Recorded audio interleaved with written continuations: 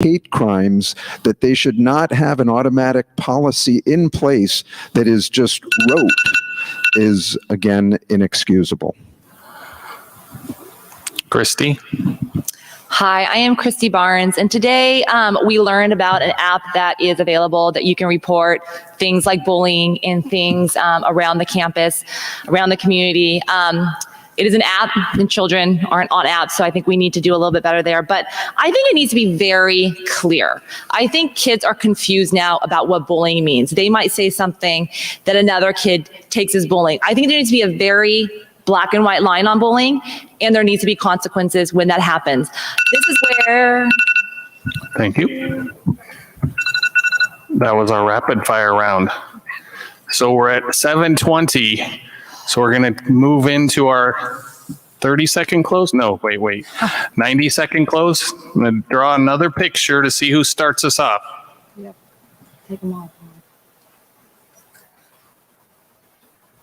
Okay, so I'm going to let the person come up here so they don't have someone else's shoulder in their shot. But you guys got to be good. John. And then we'll rotate as normal. I'll be right here too, just in case. Are you going to guide me? No. I'm going to... Well, you really do have pictures. Look at that. Oops. Hello? Hello, can you hear me? Yeah. Closer? I was privileged enough to meet Derek Jeter last week as well. And his quote to me was, "Competition cures complacency." For years, Mira Costa, Manhattan Beach middle school, elementary schools are always rated as the top tier schools in if not the country, for sure the state. Again, we just said a couple days ago, they came out with reporting the first time ever we were ranked below El Segundo and Redondo Beach. As we talked about, we went from 94% students to 74% students. We talked about the 1,000 students that have left. That equals $12 million. That is why I'm running. We need to change. We can't be complacent anymore. Again, I'm going to use what Amy used last Tuesday. There's people that supported Measure A that don't understand, in my opinion, the financial budget to go forward. If you don't think we're going into a ridiculous recession in the next 3 to 6 months, wake up. The Federal Reserve is doing exactly the wrong thing to make this an easy, quote, soft landing. If you think things are tough now financially, wait to see what it looks like next year. Christy, Mike, and myself are all brand new, fresh faces, and we're not going to be complacent and sit around. I'm still very concerned about people like Jason Boxer that are still on the board, still using the school address, and no one said anything for over 2 years. Thank you.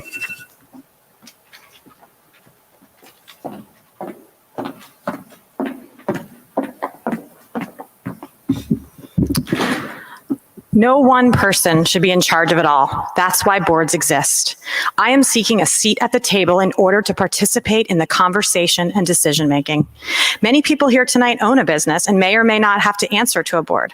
I would like you to think about who you would want to hold the seats on a board overseeing your business.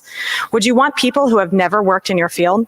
If you own a retail business, would you want someone who has never stood behind the register? Would you want a board whose primary goal was to reduce expenses, even if it meant decreasing the value of your product or service? If I owned a business and had to answer to a board, I would hope that each and every one of those board members brought value and their expertise to my business. I would hope the board members understood what it takes to get through the day-to-day. I would want people who had established relationships and an excellent reputation with people needed to support my business.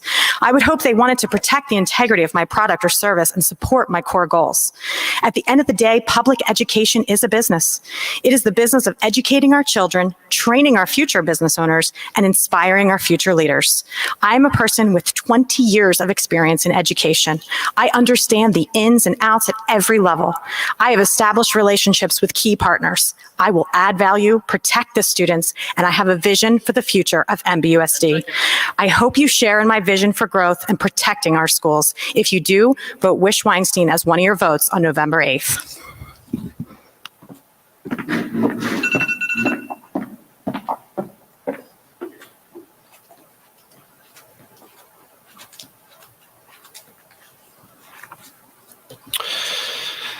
People who've pulled their children from our schools have been telling me the reasons they left usually involved not being able to resolve issues they had.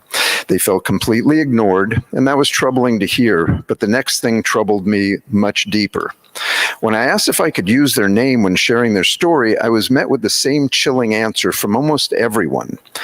I'm afraid of the repercussions in the community if I speak out. Their children asked them not to get involved in issues in the classroom for fear there will be a price to pay. As I mentioned before, 3 residents voicing their approval of the job the school board was doing were issued cease and desist letters by attorneys paid for by taxpayers. Those of us who are against Measure A were publicly called out as not caring about children, lying, spreading fear, hate, and ignorance. Dr. Christy Norvell, past principal at Pacific School for 21 years, is friends with many teachers at different schools. Even tenured teachers tell her they are afraid of the retribution they will face if they come forward to voice their concerns about some of the recent changes in our schools. The message is clear and unmistakable. Disagree with us and you will be silenced or verbally attacked. This culture will stop under new leadership. Nobody in our district or our community should ever be afraid to speak up, period.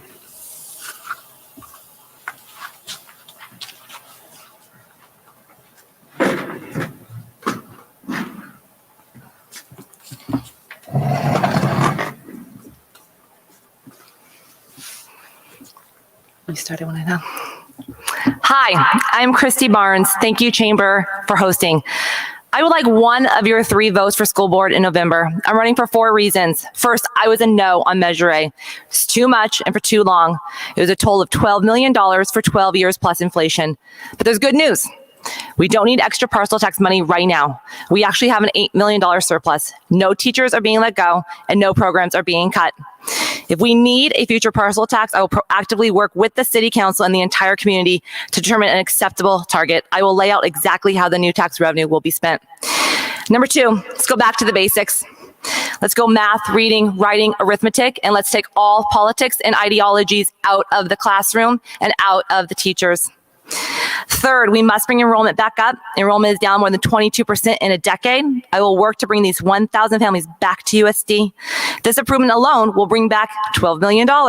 Instead of analyzing exit views after the families disappear, I will work with the families to address their issues to stay in the district. I will listen to the families the first time. Fourth, school safety is another top priority. I've served on the Grandview Safety Committee for 6 years. We are a district role model for safety best practices. They know I'm a leader in school safety. I want every school to be as safe as Grandview is. I will do a good job for parents and taxpayers. I'm a fresh face needed on this board. Please vote for change. Vote Christy Barnes on November 8th. Thank you.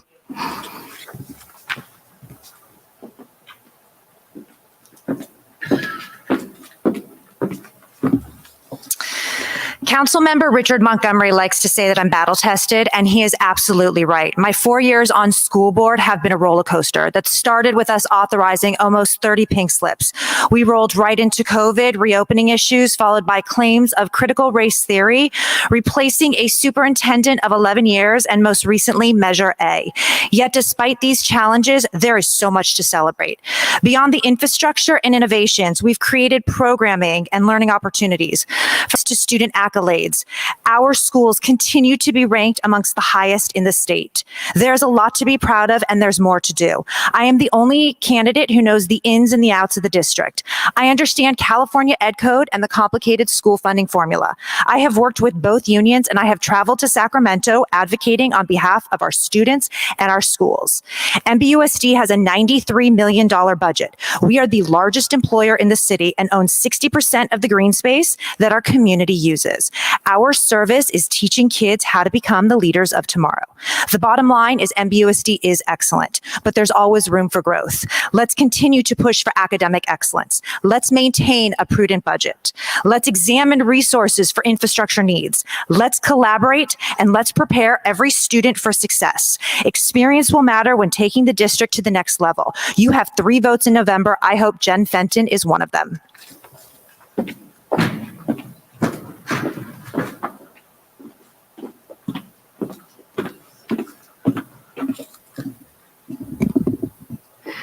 A few words on my vision for MBUSD. I care about the financial health of MBUSD. When elected, I will be a responsible steward of our MBUSD resources. That means fiscal responsibility and optimal use of our facilities, properties, and technologies. Financial decisions must be data-driven, not opinions. That is something I'm ready to do. Number 2, I care about students' safety and well-being. I envision an engaged and thriving school community for all.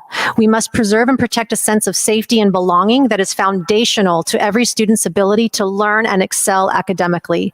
We must continue to build on the groundbreaking work we have seen and felt in our district. I know I am moved and inspired by the work of our clubs and programs, our teachers, our coaches, and our administration. Number 3, I care about academic excellence and growth. I will collaborate with stakeholders to unlock the potential of MBUSD. It is important to meet the needs of every student, from the gifted student to the student with learning disabilities and everyone in between. And we need to make it a district standard to do so. All in our community must feel seen, heard, and listened to. I've been listening for 12 years. I've been advocating for those parents that didn't feel listened to. Let's empower our students, our staff, to be contributing members of society. Let's achieve excellence together. Vote for Tina Shivpuri for school board. Thank you.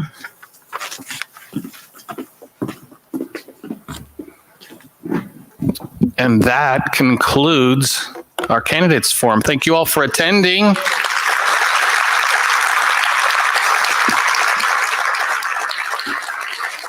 Before we go, I have a couple of gratuitous plugs for the chamber. We have our Best of Manhattan Awards coming up on October 21st. You don't want to miss it. It's a masquerade theme, so no one has to know it's you.